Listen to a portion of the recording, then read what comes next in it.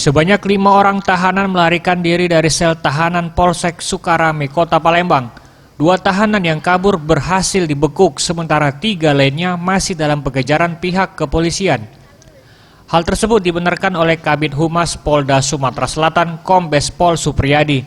Ia mengatakan peristiwa terjadi pada 8 Juni sekitar pukul 2.30 dini hari. Bermodal gergaji yang diselundupkan, para tahanan berhasil menjebol trali plafon sel tahanan. Diketahui gergaji selundupan tersebut didapat dari salah satu istri tahanan yang saat itu sedang membesuk suaminya. Setelah berhasil kabur, para tahanan langsung dijemput seseorang yang saat ini belum diketahui identitasnya.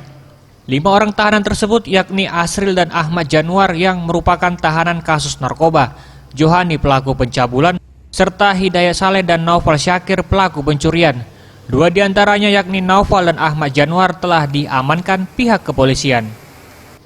Guruji besi yang ada di atas tahanan. Jadi kalau kita lihat tadi saya lihat di TKP, jadi itu ruang tahanan di atas itu ditutup dengan besi masih. Jadi dikelilingi oleh besi sebenarnya. Nah, salah satu besi ini ada yang diputus bersama dengan menggunakan gergaji.